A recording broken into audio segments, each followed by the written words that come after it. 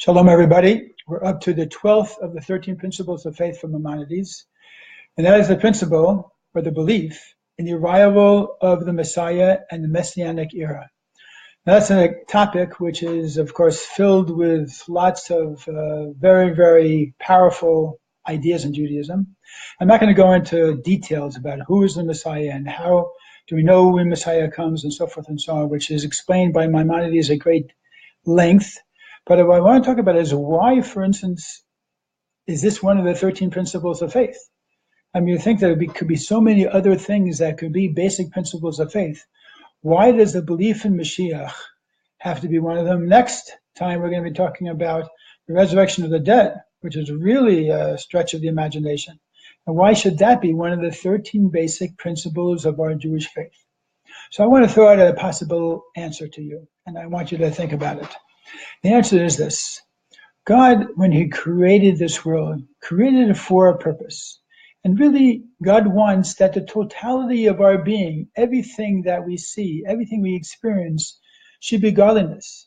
If this is really about a relationship, if it's really about a covenant where the Jewish people are married to God, then why shouldn't it be an open relationship?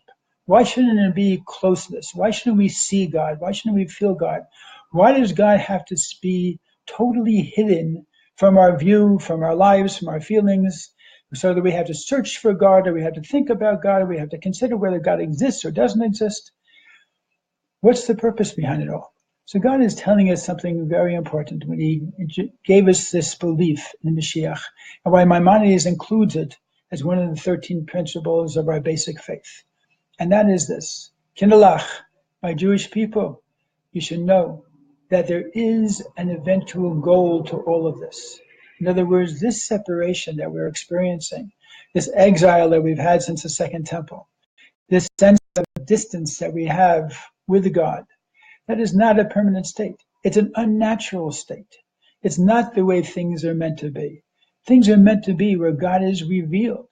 But God only holds back. Why? In order that we should have free choice, that we should be able to be the ones to create the Dira Patachtonim, to create a dwelling place for God in this world, to make God feel at home in the world that he creates, with all of the creations that he has in the next world.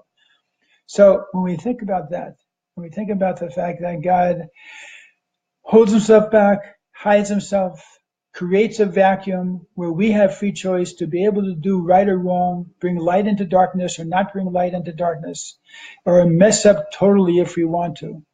And that is something that God wants as our creator, to allow us that leniency.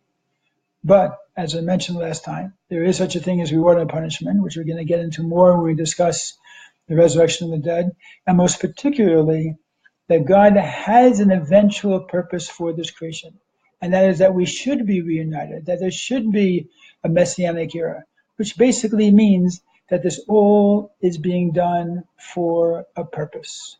And the purpose is a total revelation of God in this world, where godliness will be something that we take for granted, that we're close to, that we're comfortable with, that we see on a daily basis. So that's really what it's all about. Now, that transition, going from a state of total hiddenness to a state where godliness is seen, has a transition period which, as Maimonides himself explains, could be up to 40 years. And that's the Messianic era. The actual total revelation of God takes place with the resurrection of the dead.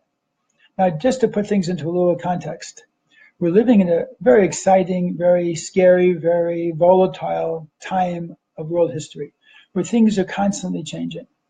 But if you look at it in the bigger picture, there's a lot going on today which points towards that this is really an imminent event. And I'll explain. In 1990, the Rebbe came out with a major campaign as far as Mashiach. And the question was, what is the timing? Was it just something that the Rebbe felt at that point was important? But if we look at Jewish history, we say that there are 1,000 years to every day from God's perspective.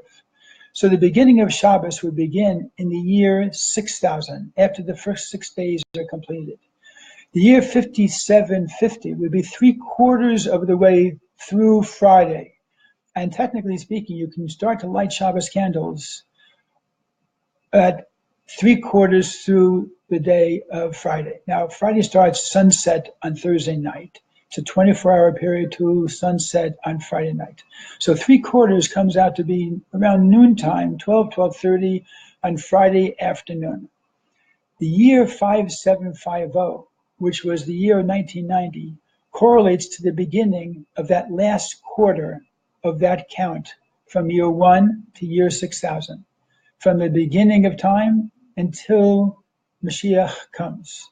So the possibility for Mashiach's coming technically, let's say, became solidified even according to halacha and 5,750, which was 27 years ago.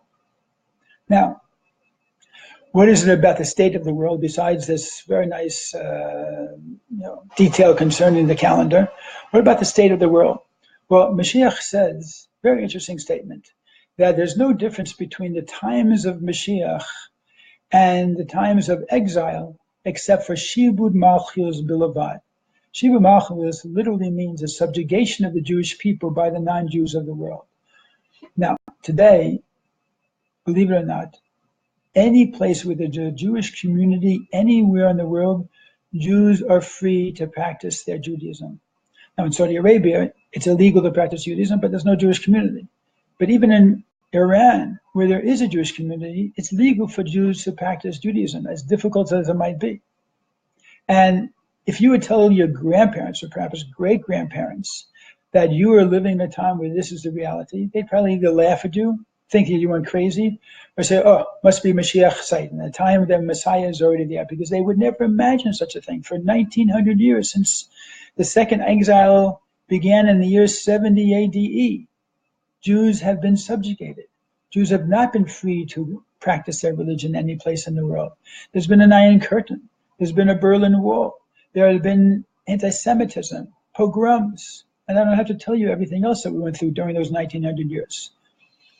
But today's day and age, we live in a time where that's not the case, where for all practical purposes, Shibud Malchus, the subjugation of the Jews by the nations of the world to the point where we're not free to practice our Judaism, or where it's illegal to practice Judaism, hardly exists anywhere on this globe, except one place. You're going to be surprised when I tell you what that one place is, but it's on the Temple Mount.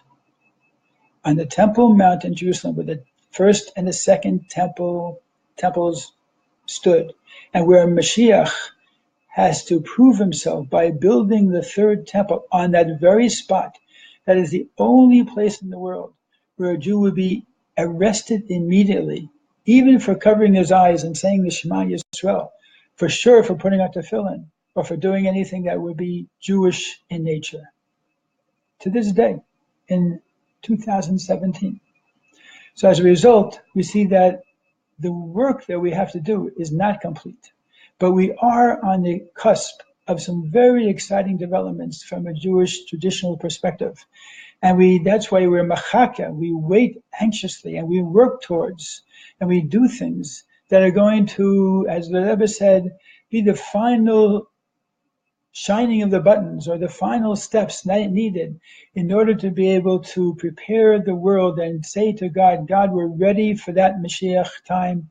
We have anticipated, we've worked hard for it, we deserve it. And we are praying for it day in and day out for it to happen. And God willing, hopefully, with the mitzvahs that we do today, that we will be able to stand proudly when Mashiach announces sometime during today that he's here. And we will, in fact, be part of the process of helping to bring Mashiach now. Have a great day, and let's hope by tomorrow, when we get together again, Mashiach will already be here.